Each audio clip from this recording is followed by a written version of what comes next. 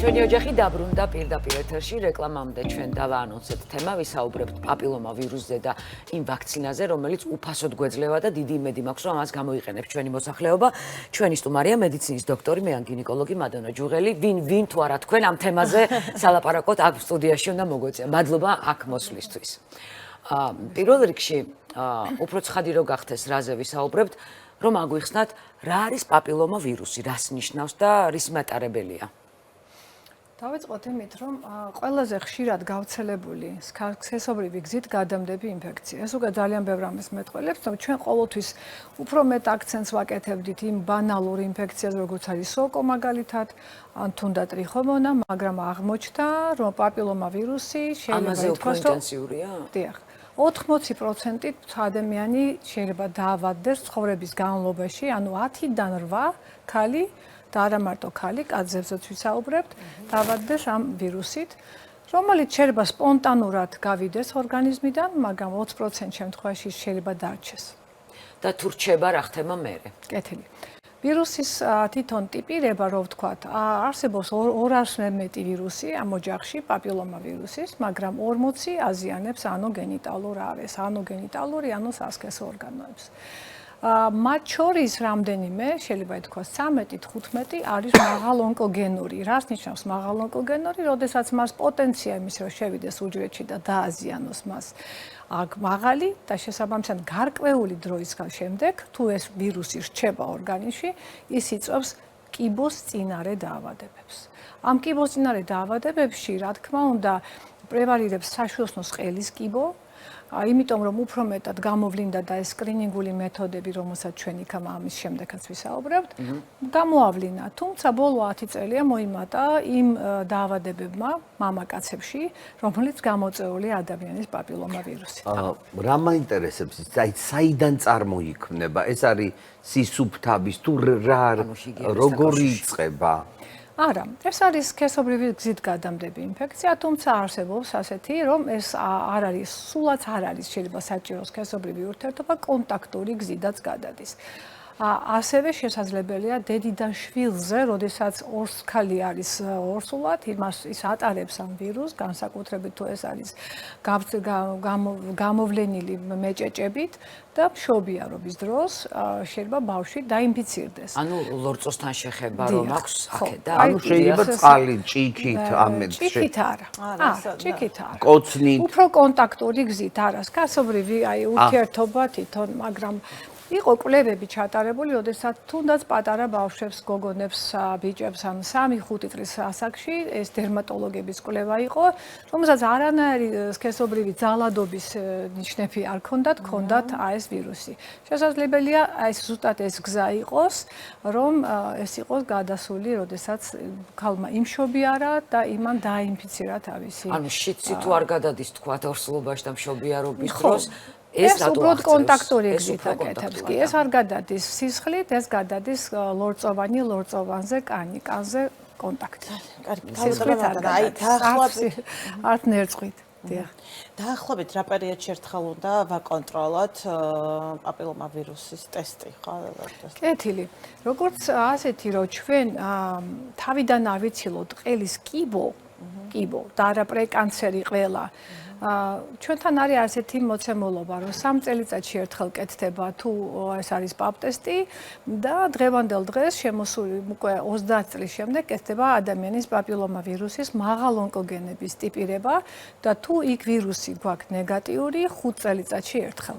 მე უკვე გამიშვეს 5 წელი მასვენებენ, მე კულტურული მოქალაქე ვარ, ვიკეთებ სულ.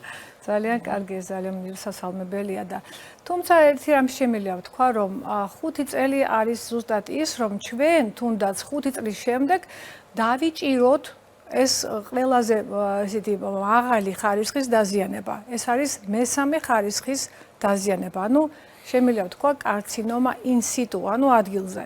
თუმცა ჩემი აზრით როგორც პრაქტიკოსი ექიმის მე არ ვემხრობი ამას, იმიტომ რომ წინ 3, როდესაც გვაქვს უკვე წინ 3+, ჩვენ უკვე ჭირდება საკმაოდ დიდი ჩარევა. ჩარევა იქნება, რა თქმა უნდა, ჩარევა ეს არ ოპერაციაზე ლაპარაკი, სადაც შესაძლებელია ქალმა გარკვეული გართულებები მიიღოს ფერტილობისა, ანუ თუნდაც უშვილობით. რატომ?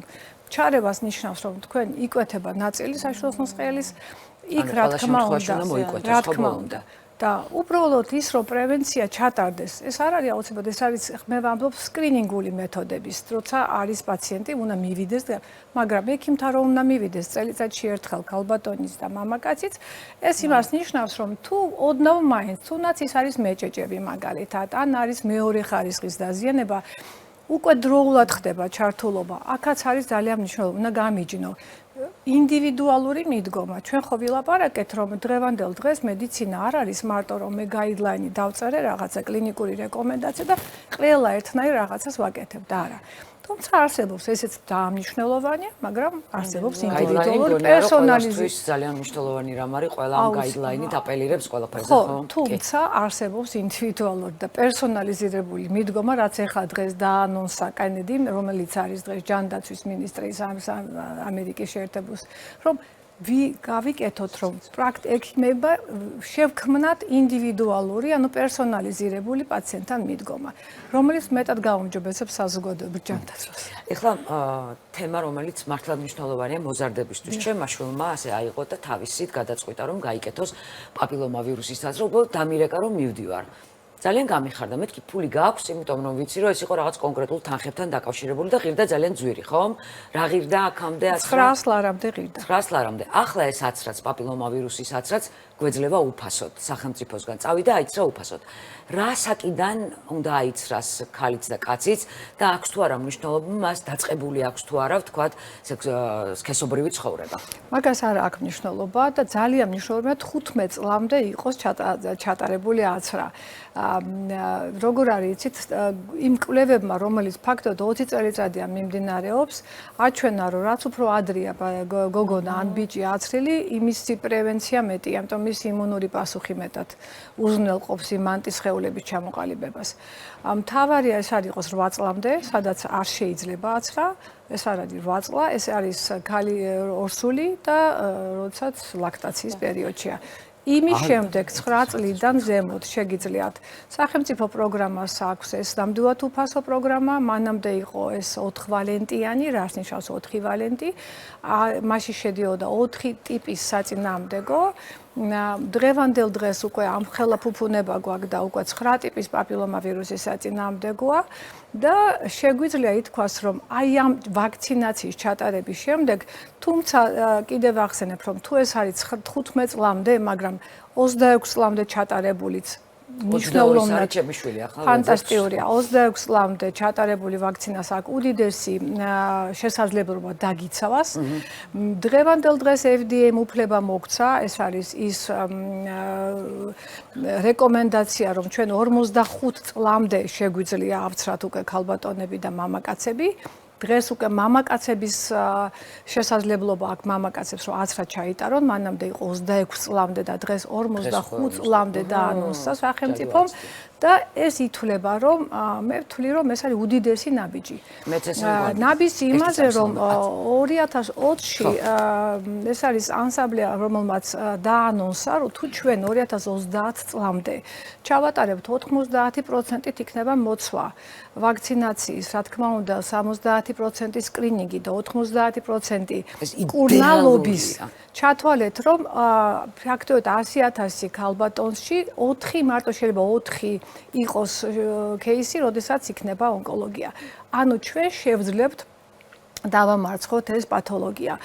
მე ვფიქრობ, რომ მედიცინა დღეს მეგონი ძალიან მნიშვნელოვანი რამ არის არა ამ თემატიკაში. ჩვენთან წარმოიდგინეთ პატარა ქვეყანა ვართ და ამხელა შესაძლებლობას აძლევს სახელმწიფო ჩვენ ჯანდაცვას, ანუ მოსახლეობას, რომ შვილს ეუნები, მე შენ გიცავს ყელის კიბოსგან.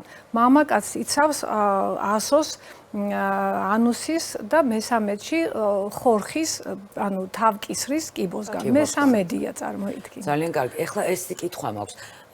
ჩემ შვილს ეხება, იმიტომ რომ მანდ გამიჩნდა კითხვა. 10-რაზე რომ მიდიოდა ვაქცინის გასაკეთებლად, პირველი რაც ვკითხე, იყავი ექიმთან, გაიგე პირობითად რა მოცემულობა გაქვს ეხლა ჯანმრთელობის, იმიტომ რომ სხვა ყველა ვაქცინა, რომელიც კი გამიკეთებია მეც ან ჩემ შვილს, აუცილებლად ექიმი გვამოწმებს და თუ კი რაღაცა პათოლოგია, გვეუბნება რომ ჯერ მოუარეთ ჯანმრთელობის პრობლემებს და შემდეგ მოდით ასაცრელად. ეს აღმოჩნდა ვაქცინა, რომელსაც საერთოდ აჭირდება არანაირი კვლევა, პირდაპირ მიდიხარ გცრიან. რატომ?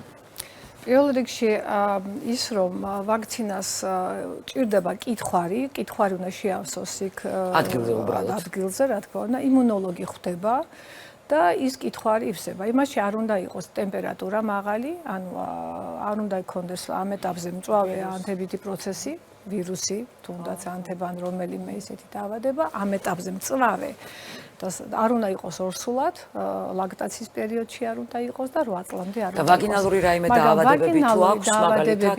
ა პაპილომავირუსითი აქვს უკვე და არის ის? არანაირი. რატომ? თუ არ იცის?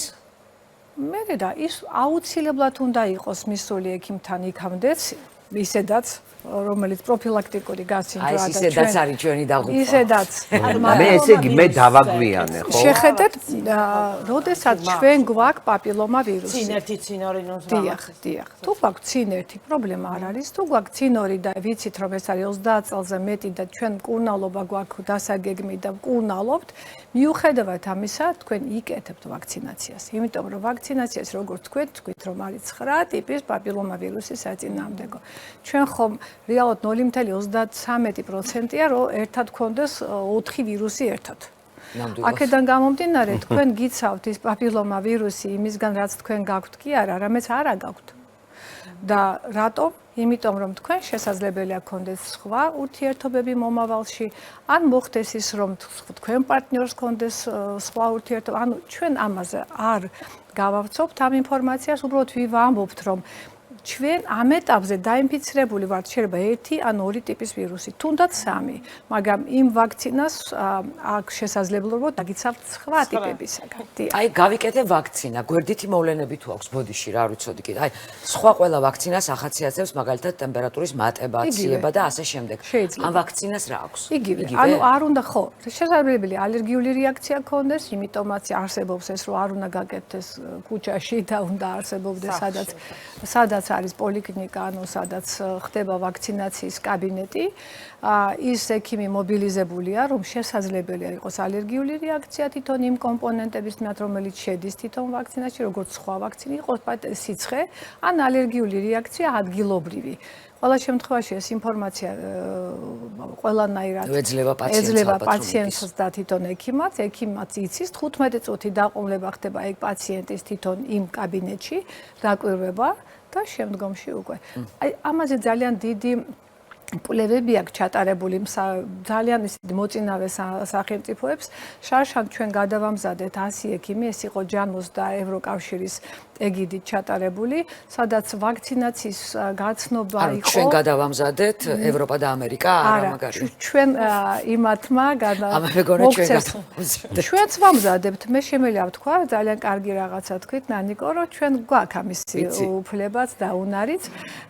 იმიტომ რომ იმათმა ამ წუთში მოგცეს ეს ინფორმაცია, ეს ინფორმაცია საქართველოში არ იყო ჩატარებული, იყო სხვადასხვა ქვეყნებში ჩატარებული და ეს ამხელა გამოცდილება და ამდენი კვლევები, რომელიც ამ ვაქცინამ გაიარა სავარაუდოდ, ვფიქრობ, ბევრ ვაქცინას არ ქონია, მაგრამ ეს შესაძლებლობა ჰქონდა, აი ეს ინფორმაცია, ის შიშები, მითები, ყველაფერი ჰქონდა, ფაქტობრივად ამას ვატარებდით 3 თვის განმავლობაში, ყოველ შაბათს კვირას.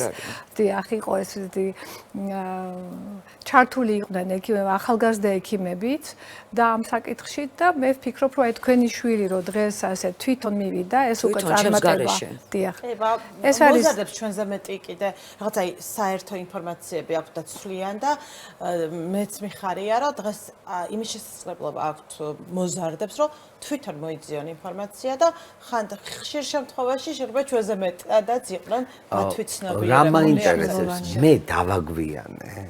თქვენ ხო ჯერ 40 წლამდე ხართ ბატონია და 40 წლამდე არ არის დაგვიანე 45 წლამდე თქვენ შეგიძლიათ გაიგეთ. ანუ ჯაჯო რა ხელა კომპლიმენტი 63 სავა. რა ხელა კომპლიმენტია რომერტო. სად გავიკეთოთ მაინც ინფორმაცია რა ქონდეს. ეს არის პოლიკლინიკა, ეს არის თქვენი ადგილობრივი პოლიკლინიკები, არის ხელი დიახ, სადაც კეთება ვაქცინაცია, ევექსის ქსელია, სადაც კეთება იაშულის კლინიკა არის, მართალი გითხრათ მე ვაძლევ ხოლმე იმას რა ქვია ცხელ ხაზის ტელეფონს და რეკავს პაციენტი, რეკავს ქალბატონიან მისი ოჯახის წევრი და მიდიან და იცხრებიან. შენ არ ხარ ხო აცრი? არა, მე არ ვარ და აუცილებლად ავიცრები. ეხლა ასეთი კითხვა მაქვს. გამიგია რომ პაპილომა ვირუსის გადამტანი არის კაცი, რომელსაც შესაძლებელი არაფერი არ დაემართოს, მაგრამ ქალში დატოვოს ეს რაღაცა უბედურება. თუ ვაქცინას მხოლოდ კაცი იკეთებს და არა ქალი. ის ხო უკვე აღარ იქნება გადამტანი. ჩვენ შეიძლება მთელი პასუხისგებლობა კაცებს ავკიდოთ ამ შემთხვევაში. ნუ იშვერ ჩემს კეღა. რატომ ვიშვერ კაცი დღეს ხარ? ფაქტობრივად ამ ვაქცინაციაში ჩართულია უკვე 135 ქვეყანა, შეიძლება მეტი ეს გაძლევთ მე 2022 წლის მონაცემებს. და უკვე ორივე სქესში აცრა კეთდება 56 ქვეყანაში. დიახ, ზუსტად ამიტომ, რომ არც ერთი მათგანი არ იყოს გადამდები. არსებობს ასევე ჯოგური იმუნიტეტი, როცა აღმოჩნდა, როცა ქალბატონებთან არის გოგონებთან გაკეთებული, იმათი მამაკაცები აღარ იყვნენ დაინფიცირებული. ანუ ეს მეტყველებს იმას, რომ ორივე სქესში გაკეთებულმა ვაქცინაციამ დაიცვავს ორივე სქესი, ის როგორც თავისი იმ რაც მე ვახსენეთ ანუსიოროფარინგეალური და აი თუნდაც დუგლასი თუ გახსოვთ ხორხის ონკოლოგია რო ქონდა ცნობილ მსახიობს ეს ყველაფერი წამოვიდა იმის შემდეგ რომ იქამდე ჩვენ ქალბატონებს უკეთებდით სკრინინგს და დღეს უკვე ყურადღება მიექცია ექცევა უკვე მამაკაცებსაც ეს ჩანს რას თქვენ თქვით დიახ ბუდის გიხდით არა თქვენ ჩანს რომ გადაიტანა კეთილი როდესაც მამაკაცზე თუ ქალზე? მამაკაცზე. მამაკაცზე სამწუხაროდ როგორც ასე ჩვენ შეგვიძლია ქალთან გავაკეთოთ ტესტირება მაგალითად როგორც არის პაპილომა ვირუსის PCR დიაგნოსტიკა, ჩავატაროთ პაპ ტესტი, მერე კოლპოსკოპია, მამაკაცთან სამწუხაროდ ასე ვერ ვაკეთებთ, იმიტომ რომ ტესტირების მეთოდით, PCR მეთოდით მისი დაჭერა აი აღმოჩენა ცოტა უჭირს. შესაბამისად ჩვენ არ ვაიძულებთ მამაკაცებს ამ ტესტის ჩატარებას. მაგრამ რა თქმა უნდა, უფრო მეტი ინფორმაცია უნდა გქონდეთ მამაკაცს, იმიტომ რომ თვითონ ეს ასოს ონკოლოგიაც საკმაოდ ესეთი ვერაგი დაავადება. რეალურად როგორც გითხარით, აი მე ვთქვი რაოდენობა, ანუ 68,000 ასოს და თავკისრის ონკოლოგიაში მისი 26,000 მოდის პაპილომა ვირუსით ინიცირებულს. ანუ პაპილომა ვირუსით ყოფილა ეს გამოვლენილი და ანუ მექანიზმი იყო პაპილომა ვირუსი. ასე რომ თქვენი კითხვას კიდევ ვიტყვი რომ აი თუ მაგალითად პროფილაქტიკურ ვიზიტზე მიდის მამაკაცი, აუცილებლად უნდა იკითხოს მან რომ აი დათვალიერდეს მისი ხახა, მისი თუნდაც თუ ოდნავ მაინც ხმის ტემბრი შეეცვალა, ან ასოზე დაინახა რაღაცა გარკვეული ცვლილებები, ანუსის სირგვლივ იყოს დათვალიერებული უბანი პირადად ჩვენთან დაინერგა იმის გარდა რომ ვაკეთებთ ქალბატონებთან და იგივე ქალბატონებზე ვეხები ეს არის ყელის დათვალიერება როგორც არის ეს არის ენდოსკოპიური მეთოდი მიკროსკოპით კოლპოსკოპია დღეს არის მაღალი სიხშირის ასევე კოლპოსკოპით ანუსის დათვალიერება ხო high resolution of anoscopy ესეთი HRA ასეთი აბრევიატურა აქვს 2011 წლიდან ინგლისში უკვე ეს დანერგილია, ვისაც აქვს მაღალონკოგენური პაპილომა ვირუსი, ანუსის გამოკვლევა ქალბატონებთან არის რეკომენდირებული. იმიტომ რომ უდიდესი კორელაცია აქვს. როდესაც არის ყელის დაზიანება, ანუსის იგივე ცვლილებები და ანუსის ონკოლოგია შესაძლებელია რომ კონდეს და ან პრეკანცერი რა თქმა უნდა ხა ონკოლოგიამდე არ უნდა მივიდეთ მაგაზია ლაპარაკი რომ ჩვენი ეს დაცვა აი ეს პრობლემა რო გუნა აღმოიფხრას რომ დაცვას აკეთებ ანუ პროქტოლოგთან ერთად ვაკეთებთ ამ კვლევას და ნუ ვერ გეტყვით რომ ეს არის ხშირი ჯერ ცოტა არის მოცვა ამაში მაგრამ ფიქრობ რომ უფრო მეტად დაინერგება უფასოდ და იქ არ არის ჯერ მოცვა 100%-იანი და დიდი იმედი მაქვს ნამდვილად არ არის ერთ-ერთი მიამიტური კითხვა მე ჭეჭი დღეს არაერთხელ ვახსენეთ და ბევრი კითხვა ჩემს ყურშიც და ტელეფონზეც მოვიდა. დიახ. ხელზე მეჭეჭი პირობითად, კისერზე მეჭეჭი, სხვა ზონაზე მეჭეჭი. არის თუ არა კორელაციაში მიყვარს ეს სიტყვა პაპილომასთან? არა. პაპილომა თვითონ ეს ყველა ის წანაზარდია, რომელიც ამაღლებულია ზედაპირზე. აი აქ მქონდა პაპილომა ეს არ პატარა. არის აუცილებლად, რომ ეს იყოს ვირუსული. ხო. აქ მომიწვეს მქონდა პატარა პაპილომა, რომელსაც ვიძრობდი მეგონა რომ რაღაც და ამოდიოდა. ანუ ესეთი პაპილომა არანაირად საშიში არ მე არის. ცალსახად ვერ ვიტყვი რომ საშიში არ არის, იმიტომ რომ დერმატოლოგი ამას ნახულობს თავისი სკანერით და ნახულობს არის თუ არა კეთდება მე ციტოლოგია და ბიოფსია, მაგრამ როგორც ასეთი აი სამაზე კანზე არსებული ის პაპილომები ყოველთვის არ არის პაპილომა ვირუსით ინფიცირებული, არა. შესაძლებელია მაგალითად ვისაც აქვს პრედიაბეტი, კონდეს თუნდაც კისრის არეში ესეთი წანაზარდები, ეს უკვე კანის ფორმა, კანზე არსებულია ყველა ტიპის აი თუნდაც პაპილომა გარკვეულ ანთებასთან არის, ხო? ეს ანთებითი პროცესი კი არ არის, ნიშნავს რომ ბაქტერია შემოვიდა, არამედ შინაგანი ანთება, თუნდაც მეტაბოლური დარღვევა, დიაბეტი, პრედიაბეტი, ეს შინაგანი ანთებაა და ორგანიზმი ავლენს აი ამ წანაზარდებით, ეს იქნება კანზე, იქნება კისრის მასზე, ანუ კანის ზედაპირზე, თუმცა კიდევ ვამბობ, რომ ჩვენ არაფერზე არ ვამბობთ, რომ ეს ასე არ არის. არსებობს დერმატოსკოპები, რომელთაც დერმატოლოგი ნახულობს ამ კანს, აფასებს და მოწვა კიდევ ერთხელ, თუ გინდათ ყელზე იყოს, თუ გინდა არსოზე, თუ გინდათ კანზე, ვფიქრობ, უნდა იყოს ჯერ ჩატარებული კვლევა, ეს იქნება ციტოლოგია თუ მორფოლოგია. და მე გაკეთდეს მოწვა, იმიტომ რომ მოწვა შეიძლება და უფრო ინფორმაცია წაშალოს რა იყო იმის უკან. ერთი სულ პატარა კითხვა, აი მე პირადად აი აქ ამ ადგილას წლების განმავლობაში მქონდა ეს პატარა პაპილომა. ამოდიოდა მე მინდა არ მინდა ჩემით ხელი ხო იცი თავისას გარბის აკეთებს. ვიძრობდი, მე კიდე ამოდიოდა ვიძრობდი. ადგა და თავისით გაქრა.